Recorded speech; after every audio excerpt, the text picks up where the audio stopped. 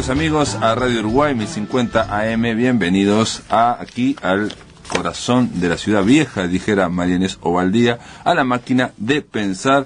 Comenzamos una semana, cargada con un señor que escribió mucho, no escribió largo, escribió generalmente corto y realmente vivió muy poco, vivió 40 años. Estamos hablando de el señor Edgar Allan Poe, uno que se han cumplido, en el 2009 se cumplieron 200 años de su nacimiento, y esta vida truncada, dice su biografía, porque Edgar Allan Poe vivió solo, repito, 40 años. Hablaremos de sus poesías, sobre todo de sus cuentos, sus novelas. Su novela, tiene una novela.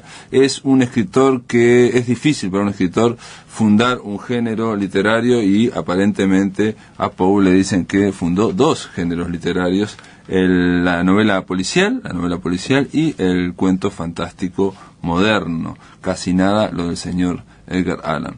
Estamos diciéndole también, amigos, que tenemos al flaco Germán en la puesta a punto, y lo tenemos a Gonzalo Gervás ahí manipulando esos botones como solamente él lo sabe, y él y otros compañeros aquí de la radio, de Radio Uruguay. Amigos, quiero decirles que nos llegaron 3 libros de la editorial Ático, concretamente el libro de poesía de Silvia Carrero Parris. Hablamos de él en su momento con motivo de la presentación con Silvia. Silvia ya la conocen, es una de las encargadas del blog de La Máquina de Pensar junto a Andrés Capelán. Se llama Signos Vitales, es un libro de poemas que ya empecé a leer este fin de semana, y la verdad que está muy, pero muy interesante. Una bandada de dados de Laura Inés Martínez Coronel. Laura Martínez Coronel es una poeta de Cerro Largo de Melo, conocimos hace tiempo cuando hicimos Un Solo País allá en el 2005, y lo leeremos, lo damos por recibido. Son unos muy lindos libros, cualquiera de los dos, tanto Signos Vitales como Una bandada de dados.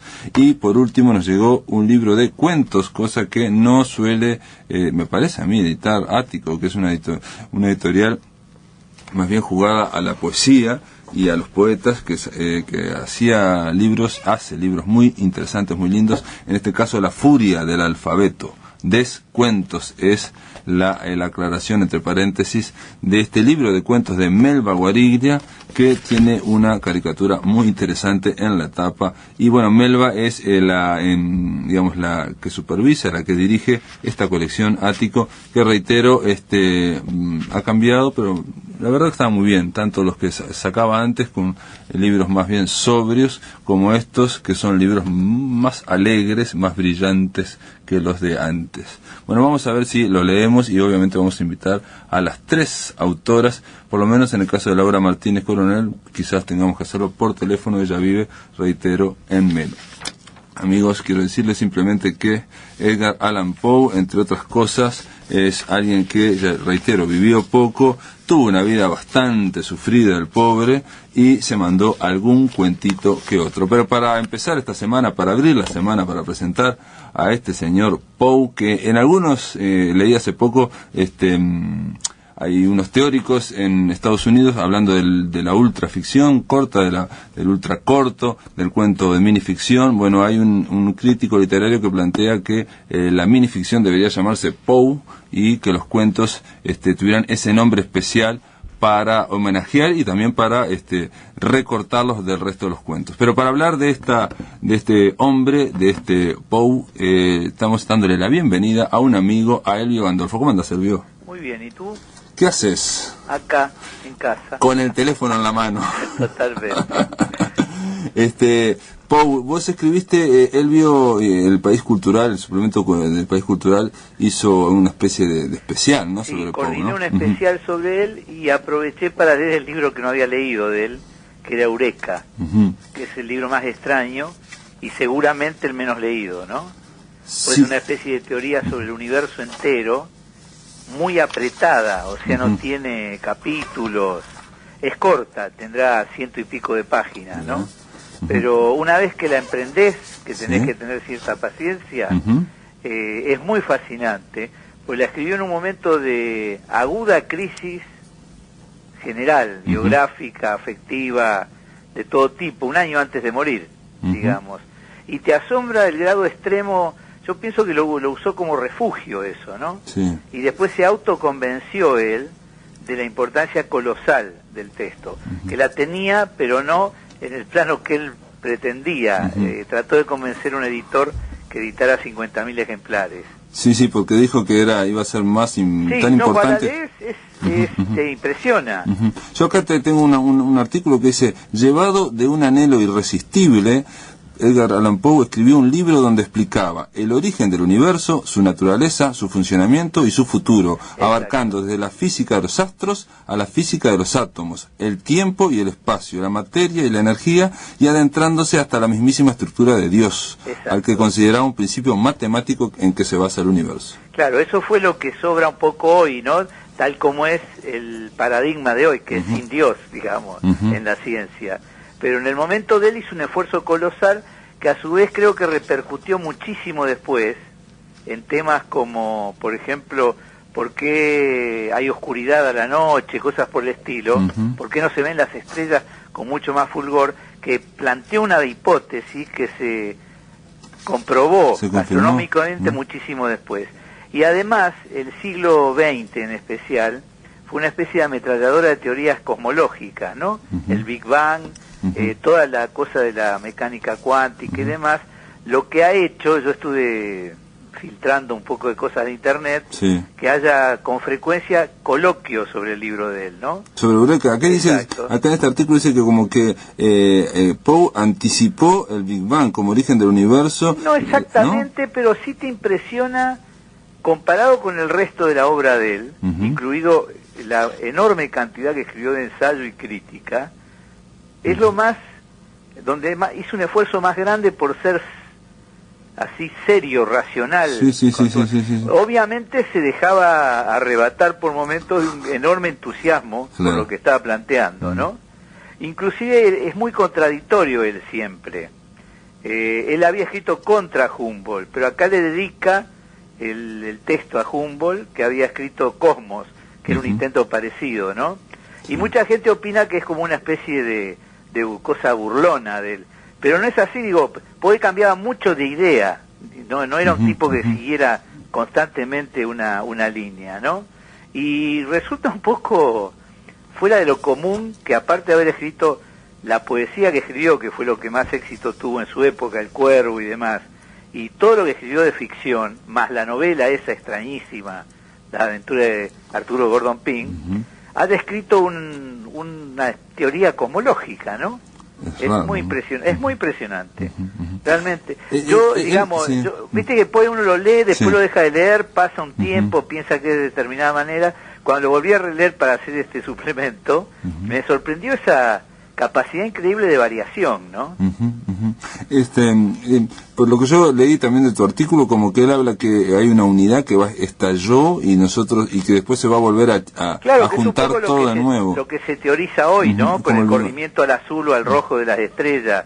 No, pero aparte como que todo el video explotó el universo, después va a volver a contraerse y después va a explotar de nuevo, como si fuera una respiración gigantesca. Sí, que es un poco la teoría a grandes rasgos, porque inclusive la parte cosmológica que uno lee en Scientific American y demás, es muy delirante, o sea, no es mucho menos delirante que la de Poe. Vos lees los libros de Hawking y hay muchísima cosa no comprobada, pero que sin embargo, muchas de ellas de a poco se van comprobando, no hay como una especie de intuición. Y también a veces, viste, cuando hablan, digo, ahora me voy al tema de la divulgación científica, se ponen a hablar y parece realmente que están haciendo poesía o que están como un poco delirando, ¿no? Porque empiezan como diciendo... Ahora, lo importante de él es que no delira mucho en el texto. En Eureka. Hay un juego de fuerzas y contrafuerzas tan minuciosamente descriptos que te impresiona, ¿no? Sobre todo teniendo en cuenta que estaba en el periodo de tensión máxima de su vida. Que vivió creo que 45 años. 40, yo tengo que 40. Ahí está, 40 años. Del 9 y en al realidad 49. Vivió bastante más que muchos creadores, tipo, por ejemplo, el propio Lautréamont, el propio Laforgue, que morían antes de los 30, ¿no? Claro. O sea, en ese sentido, comparado con ellos, es un veterano, ¿eh? Pero incluso dice que anticipó el tema de que, porque en ese momento la idea era que lo más chiquito era el átomo, y él anticipó las subdivisiones del átomo. Sí, parece sí. ser. Bueno, pero esto te pregunto, no tiene nada, porque vos leíste todo Poe y aparte leíste este último libro tan extraño de Eureka, Sí, ¿no? a mí me pasó, en este suplemento aproveché cuando coordiné el de Darwin para leer el origen de las especies. Este es un libro que uno siempre oye hablar, ve resúmenes y demás. Y realmente te quedás con la boca abierta. Obviamente, ahí es un científico muy sólido y que sin embargo especula con un poder imaginativo comparable, ¿no? Es una cosa que te deja realmente asombrado. Bueno, porque en eso también hay que plantear que la intuición poética es otra forma también de investigar, siempre está ¿no? un poco mezclado, ¿no? Está la teoría esa del ajá, como que todo gran descubrimiento no fue producto de un costoso esfuerzo teórico y demás, sino muchas veces una intuición en un segundo de poder ver lo que no se había visto hasta ahí, ¿no? Aparentemente, por lo que leí también en Poe, el último año ese, no solamente se jugó totalmente Eureka, sino que quería dar conferencias sobre eso. No, dio una que por desgracia fue una noche de tormenta y fue poca gente, fueron 60 personas más o menos, ¿no? Y después a veces tenía un estilo comparable de la ciencia ficción. Hay un pequeño fragmento que dice: siendo indeciblemente menos numerosos, los mundos de ese día, el futuro, ¿no? Lejanísimo del universo, serán inconmensurablemente más grandes que el nuestro. Entonces, entre insondables abismos, brillarán inimaginables soles. Parece alguno de los autores de Minotauro, ¿no? Claro. Bueno, al estilo de aquel famoso nórdico que escribió Hacedor de Estrellas, Stapledon. Que escribía con ese impulso también, ¿no? No, lo que yo te iba a preguntar, pero porque es curiosísimo que Poe termine escribiendo un libro así, Eureka, una cosa tan aparentemente racional. Te asombra mucho, por suerte hay una colección magistral que es Library of America, donde editan muy prolijamente corregidos y demás, pero sin ningún aparato crítico, van sacando todos los clásicos, modernos, muy antiguos, intermedios, y hay 2 tomos de Poe, uno que recoge la ficción y la poesía, y el otro que recoge los ensayos y la crítica. Y ahí en esas páginas te das cuenta que no era una cosa solo del último periodo de él, porque mezclado, tenía por ejemplo polémicas donde recurría a cualquier argucia para destruirlo al contrincante, ¿no? Por un lado. Y por otro lado, de golpe te deja con la boca abierta de la capacidad, inclusive tiene una especie de olfato periodístico, que vos decís, acá el tipo se la jugó, como hacen a veces los periodistas, ¿viste? Que no hay una sólida argumentación y demás.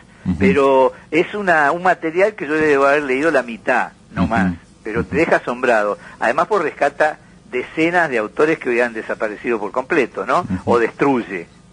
Pero ahí suele haber como ráfagas de conocimiento muy fuera de lo que uno esperaba. Acá tengo un fragmento donde en un ensayo precisamente él le critica a un editor rival, ¿no? Un editor que yo supongo que más bien será un director de diario, un editor. Y dice: como literato no tiene ninguna determinación, originalidad ni garra. Una manzana o una calabaza posee más ángulos. Exacto. No destaca en el mundo por nada, salvo en la manera destacada de cómo no destaca por nada. Exacto. Yo lo había leído, eso está muy bueno. Y después tiene comenta los cuentos de Hawthorne, que fue casi el primer cuentista americano y uno de los más importantes para siempre. Y ahí en 2 o 3 párrafos pone la teoría del cuento de él, que considera mucho más importante el cuento que la novela e inclusive que la poesía, y lo argumenta, ¿no? Es muy intenso, se ha escrito sobre eso después a lo largo de todo el tiempo futuro. Y después sobre el mismo libro, eso lo escribió en una revista, anunció que iba a hacer un artículo más largo. Cuando hace el artículo más largo, lo acusa a Hawthorne de haberle robado pedazos de William Wilson. Era muy camorrero, ¿viste? Sí, bueno, el tema ese de la sombra plagiaria, porque él siempre estaba como acusando de plagio y también fue acusado también. Totalmente. ¿Qué sabes? Y bueno, pero eso pasa siempre, ¿eh? Mirá, hasta García Márquez le cayeron con que había copiado a Balzac. Era medio disparatado, ¿no? ¿Puede decir que han determinado éxito como que... No, éxito, pues Poe éxito de verdad lo tuvo con el poema. Con el cuervo. Viene en el estilo americano, o sea, fue un poema que conocía todo el mundo, ¿no? Se difundió muchísimo. Pero no llegó nunca a disfrutar de una condición económica mínimamente estable. Tuvo una vida muy pesadillesca, con esa especie de señora mayor que lo apoyó hasta el final, más la hija con la que se casó, que tenía 14 años, creo, una cosa así. Y era la prima. Sí, exacto, y una vida horrible, digo, de mudanzas permanentes en un territorio como el de Estados Unidos, que es gigantesco, y además permanentemente con la ilusión de tener una revista propia. Llegó a dirigir una que se fundió muy rápido, pero nunca tuvo una revista de él, más el castigo, que todavía hoy se discute el componente orgánico de eso, del alcoholismo. Con muy poco alcohol él podía caer en unos estados de absoluta desorientación, ¿no? Es más, se teoriza que la muerte temprana fue por una costumbre que había en los días de elecciones, porque murió un día de elecciones, que agarraban a cualquier tipo en la calle, lo emborrachaban, ya tenía gastada la ropa, había salido en un viaje a concretar cosas como esas revistas, ¿no? Y lo emborracharon de más y se murió. Esa es una de las teorías. Yo leía una biografía muy larga de él, bastante mejor que esta que salió ahora de... Sí, esta que salió de Peter Aicklio, muy apurada. No me gustó nada. No, pero muy apurada, y además como que le tiene miedo a Poe. Sí. Lo quiere enterrar cuanto... No, y aparte como que es todo un collar de anécdotas, hizo esto... No, y sobre todo teorías psicoanalíticas. No hay una jugada a que ¿cómo? No, ahora no recuerdo el nombre, pero yo leí una muy larga, que la comentó, me acuerdo, Mario Delgado en el País Cultural, que me gustó mucho. Esa estaba mucho más pautada, ¿viste? Esto es como una historieta apurada, ¿no? La de Ackroyd. Mirá que es un biógrafo excepcional, él. Vi ahora, sí, que aparte de novelas, biografías... No, es muy bueno. Y tiene una de Dickens excelente y demás. Pero acá con Poe es como que quiso plin caja, ¿viste? El día del año del aniversario. Sería que quería, claro, tenía que en el 2009 hacer algo y hizo una cosa medio rara. Es un inglés católico, él, y Poe es un absoluto yankee protestante, digamos, ¿no? Se ve que no, y tiene esa Eliot también le tenía miedo a Poe. Tiene 2 o 3 artículos donde lo deshace de más. ¿Viste cómo vos decís? Pará, ¿qué te pasa? Sí, eso lo pones en tu artículo. Si citás a que Eliot dijo nada menos de Edgar Allan Poe cuando ya era famoso en Europa, porque en Europa fue consagrado a nivel intelectual. Mamá no lo reconoce ni como cuentista ni como poeta. Sí, ¿no? un hombre que jugueteó con el verso y con algunas formas de la prosa. Exacto. Sin llegar a ser realmente un gran trabajo en ninguno de los dos géneros. Eso está sacado, ¿no? Sí, eso, sí. Igual que el plagio, es una cosa que pasa con frecuencia entre los literatos. Impresionante. Elvio, después de la pausa, si te parece, continuamos hablando un poquito más acerca de Poe. En el aire de Radio Uruguay, La Máquina de Pensar. Aquí en La Máquina de Pensar, conversando con el crítico, poeta, narrador Elvio Gandolfo sobre Edgar Allan Poe.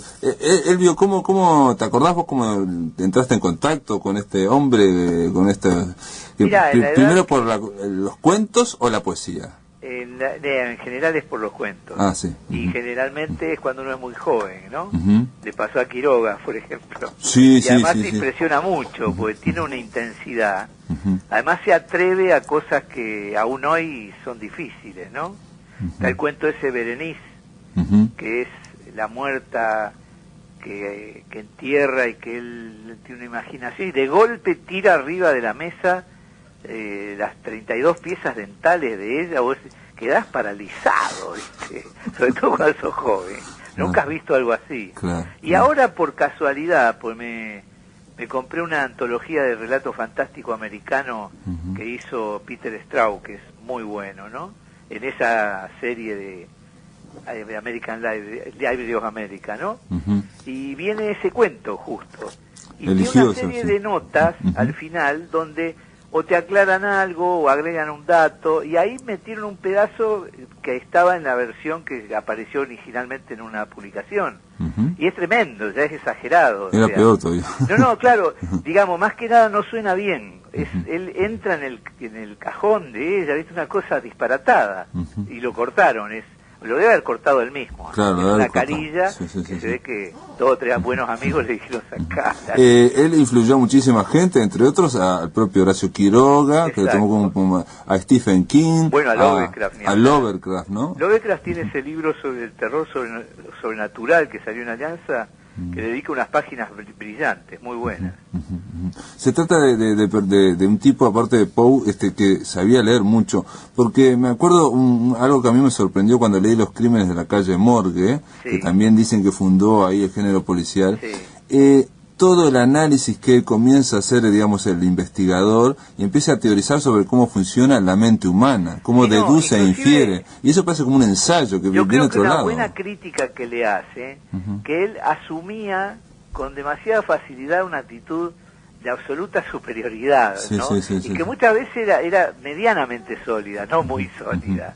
Digo, no sé, para darte un ejemplo, Lovecraft, que es muy delirante, era otra historia la de él, pero en el caso de Poe, en la cosa que publicaba así en las revistas y los diarios, es muy fuerte la pedantería de golpe. Sí, que sale impresionante, pero eso también ahí anticipa como a Sherlock Holmes, tipos como claro, que aparentemente tienen tanta inteligencia que te están explicando, mira, la cosa así. Claro, ahora salió un libro muy interesante que recopila todos los artículos que hizo Chesterton sobre la novela, sobre el relato policial, y ahí él opina que el detective de Poe, Dupin, ¿sí?, es el más interesante de todos. Defiende muchísimo a Sherlock Holmes, pero dice, el de Poe era más porque era el detective de un poeta. Que tiene algo así como de elegancia, de dandy, ¿no? Prácticamente. Ah, claro, sí, de elegancia en el pensar. Y tiene el cuento aquel de la carta robada, que es un esquema que se ha usado después de 18 millones de veces. El de ocultar... el mejor escondite es el que está a la vista de todos. El obvio, claro. El mejor escondite, exacto. Sí. Pero además, está bueno que se te ocurre esa idea, pero después ejercerla es muy difícil. Yo lo leí no hace demasiado el cuento de nuevo, y está muy bien hecho, ¿no? Sí. Aparte un detalle con estoy pensando ahora el crimen de la calle, los crímenes de la calle Morgue, que lo que es extraordinario es que por un lado tiene una elegancia impresionante, ¿no? El enigma hay un asesinato, puerta cerrada y no se sabe cómo se fue o entró el asesino, ¿no? Y que la explicación sea tan irracional. Sí. O sea, la explicación es animal, realmente. Claro. Es un contraste brutal con... Pero eso tenía mucho olfato él de saber qué era lo que lo que interesaba al público de las publicaciones masivas, ¿no? O sea, el crimen, lo tremendo, lo terrorífico, lo decadente, o sea, la caída de la casa de los Usher, que es uno de los grandes cuentos. No, yo hace muchos años traduje para Losada varios relatos, y me impresionaba esa especie de combinación entre extremo raciocinio y extremo delirio. Claro. Uno de los mejores cuentos del Gato Negro, por ejemplo, que hay una excelente adaptación reciente en una serie de televisión que se llama algo así como Maestro del Terror, una cosa así, que la hizo Stuart Gordon, muy inteligente porque mezcla el momento en que escribió el cuento con la escritura del cuento, y es como que una cosa alimenta a la otra, ¿no? Que hay algo de eso. Tuvo una vida que alimentó esa, igual que Quiroga, ¿no? Claro, y después como que generaron un personaje... Y tuvieron así como una alimentación extraliteraria, biográfica muy intensa. Sí, digo, incluso en el propio Horacio Quiroga uno a veces piensa, yo he pensado hasta qué punto en algún momento estaba viviendo el personaje ese de El hombre en la naturaleza. Bueno, eso le pasa a todos. Sí, en algún momento no se lo creen. Y en el caso de Quiroga, tanto como el de Poe, una cosa interesante que señala este biógrafo es que la idea esa de que murió, pues, en un tugurio, borracho, no sé qué, en realidad, por la documentación dice que estuvo los últimos 4 días en un hospital muy moderno de Richmond, y lo mismo en Quiroga. Muy ya en un estado de delirio, ¿no? Claro. Casi no. Le avisó a alguien, a los conocidos de él.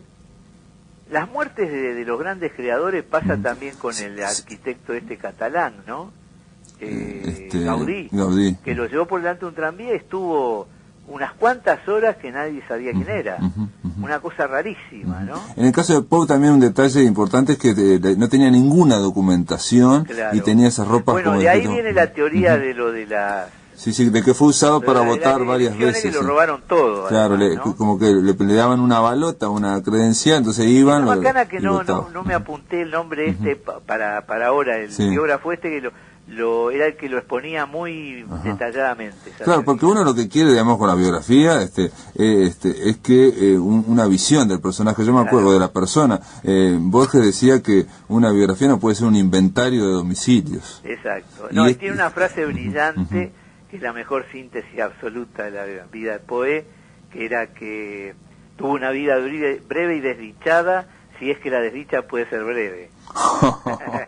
Impresionante. Y sabía de qué hablaba, porque claro. el viejo se la pasó sufriendo miles de años a través de las chicas y demás. Claro. Bueno, en el caso de Poe, y eso se ve en esto que decís, bueno, esa elegancia poética de sus detectives, hay un tipo con una hipersensibilidad también. No, además tiene el dato extra, que no sé por qué pocas veces se destaca.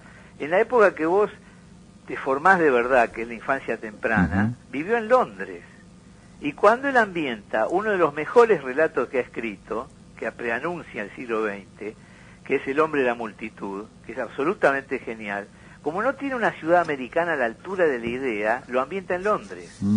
Porque es el hombre condenado a vagar sin fin en la noche detrás de la actividad de la ciudad. O sea, mientras hay actividad en una avenida, está ahí.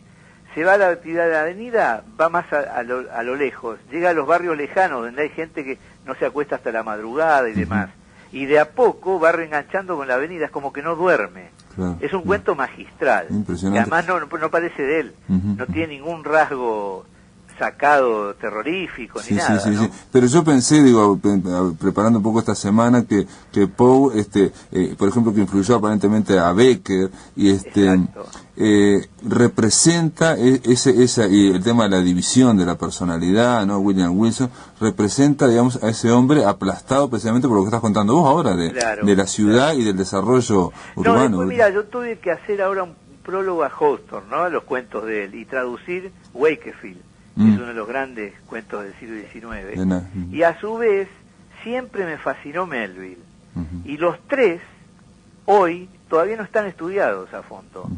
Es increíble porque cambian de tal manera, con cada cambio, digamos, de paradigma social o de paradigma estético, que hay zonas de la obra, por ejemplo El hombre de la multitud, yo creo que se entiende mucho mejor a partir de las grandes ciudades de fines del 19 y principios del 20, que en la época de él, ¿no? En la época de él debe haber parecido un delirio. Ahora, ¿qué pasa? Yo digo, ese pibe que vivió en Londres, muy chico, debe haber percibido algo, ¿viste esa cosa que se te va filtrando a la cabeza, ¿no? Tiene que ver con anticipación, Cuando tuvo que elegir una ciudad que estuviera a la altura del cuento, eligió Londres. Claro.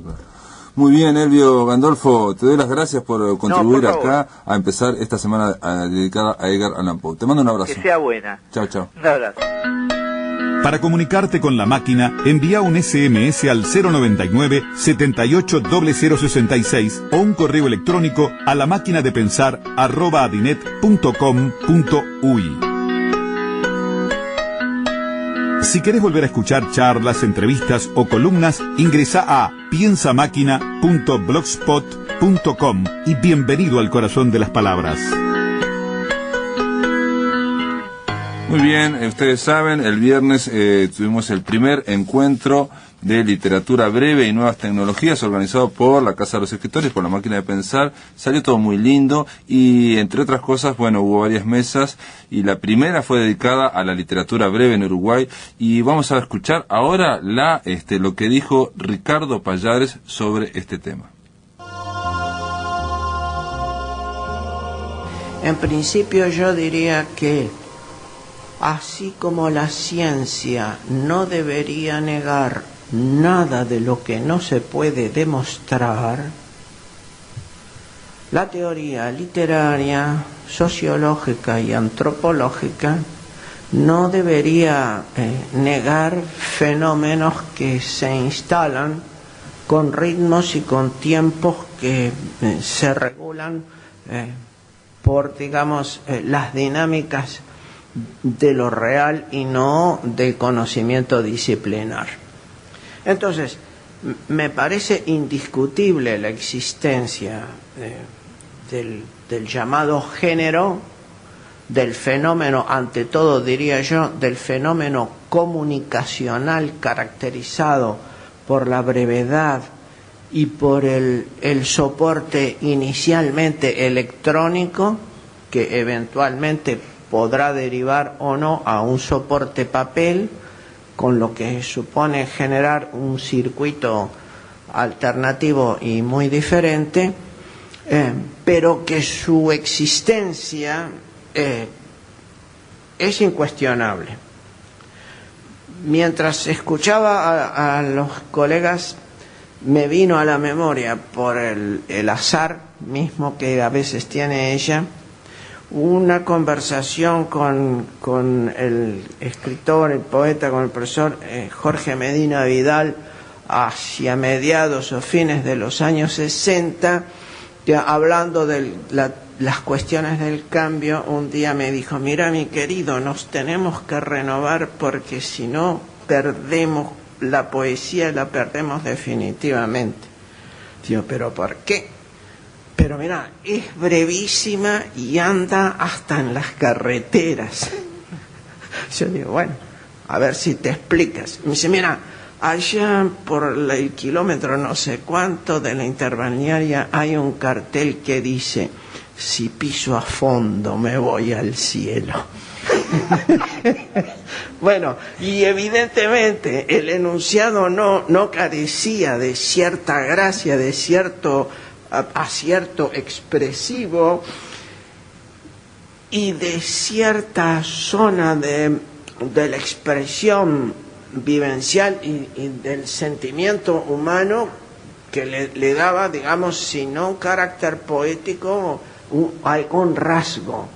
Y que la percepción cinética de aquella escritura, porque solo se la veía en movimiento, salvo que tú te bajaras del auto y quedaras quieto o hicieras parar el ómnibus para mirarlo como cartel, aquel enunciado era cinético, es decir, estaba en una percepción caracterizada por ser en movimiento. De manera pues que tampoco querría discutir los nombres, porque son cuestiones propias, son construcciones casi metafóricas, porque yo en principio no admitiría hablar de minificción si no la puedo oponer a la maxificción. Y entonces diría, tal texto de Monterroso o de tal poeta o de tal haiku es una minificción, y el ingenioso Hidalgo o 100 años de soledad son una maxificción. Creo que no, que sería una petición de principio teórico entrar en ese terreno, como entrar a la discusión de los nombres. Son palabras, designaciones de carácter conceptual que nos permiten una comunicación ágil, cabal, aunque de pronto no sea acertada, porque en los dominios de lo literario importa más que la corrección y el acierto en el sentido convencional, la capacidad de llegada y de vuelta, es decir, la movilización de un proceso comunicativo real, profundo, que satisfaga, por lo menos en tanto acto de enunciación y acto de lectura, al escritor y al lector. Ahora, hice algunas brevísimas anotaciones que las voy a participar, en el sentido de que se podría hablar de la modalidad chat, SMS o microcuento, y quizá también de género digital, ahora más específicamente vinculado a lo literario, caracterizado por una praxis de la elipsis o de los silencios que hacen de la microtextura, porque para eso se requiere para que haya mini relato, ¿no? ¿Verdad? Que haya textura, Por eso una palabra sola difícilmente sea relato, porque lo que determina el valor de la palabra es una situación enunciativa, eventualmente una situación discursiva o el contexto de la recepción. Claro, por lo tanto, quitados ellos, la palabra carece de toda relevancia desde el punto de vista estético o de la tipología de los discursos. Queda desasida como si hubiera salido de un diccionario y se hubiera puesto a volar. Es decir, cae en la virtual insignificación o insignificancia. Bien, entonces decía una praxis de la elipsis o de los silencios que hace de la mini o microtextura una red de latencias, y de virtualidades que están muy próximas al sobreentendido y a los supuestos comunicacionales.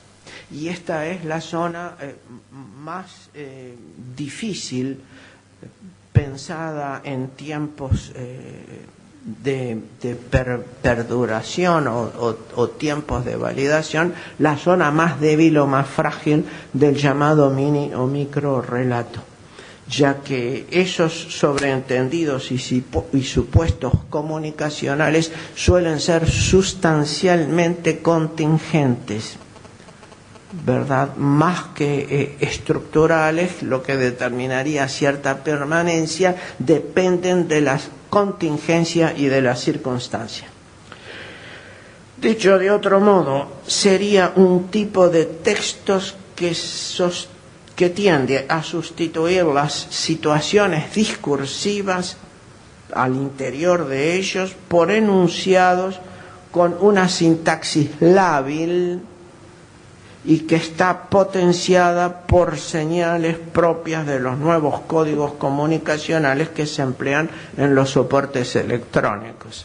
Así, en un soporte electrónico es muy interesante y muy universalmente inteligible TCQ, te cuento que, como puede ser absolutamente incomprensible que en un texto estándar o convencional apareciera en una página esta escritura, porque exigiría un hiperesfuerzo para una decodificación que eventualmente desde el punto de vista de la materialidad del texto impreso genera una disyunción o por lo menos una disrupción. Quiere decir que la dependencia de las situaciones discursivas al interior de los textos y de las situaciones comunicacionales en el plano, digamos, de la socialización o de la interacción es muy fuerte.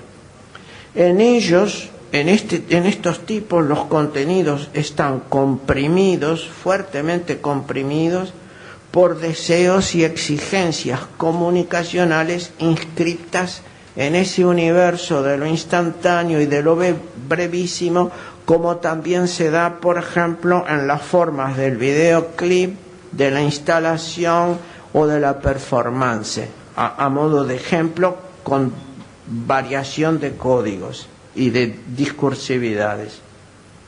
Se los puede ver entonces como espacios o escenarios de la interferencia y también de la yuxtaposición, porque los mecanismos asociativos que los enunciados por su yuxtaposición o severa aproximación provocan son muy complejos, muy variados, pueden ser muy ricos o muy pobres desde el punto de vista de la significación para el lector del que se trate.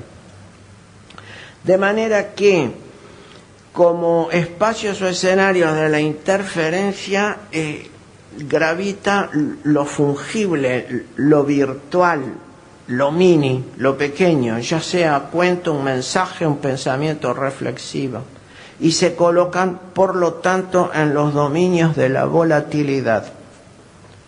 Por tanto, tienen una provisoriedad ajena al soporte, al estatuto y a la cultura del papel. Es muy lindo ver a un grupo de ingenieros diciendo que toda la información que está en la Internet es de una enorme volatilidad, que bastaría un tsunami tal y cual o varios de ellos y no sé qué otros cataclismos para que se perdiera todo o casi todo, y que el soporte papel por ahora es lo único que asegura la duración de por lo menos de un siglo en adelante.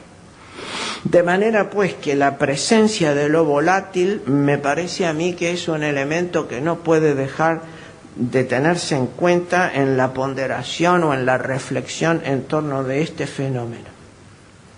En el proceso de consolidación de la práctica microdiscursiva y micronarrativa, es probable que haya influido el diverso conjunto de niveles y registros de la oralidad y de sus avances, aunque no elaboro juicio de valor, en la medida en que crece en términos relativos la proporción mayoritaria de analfabetos en el mundo, de la inmensa minoría que accede a la Internet y de la mitad más uno de los pobladores del planeta que, según UNESCO, nunca habló por teléfono y nunca lo hará.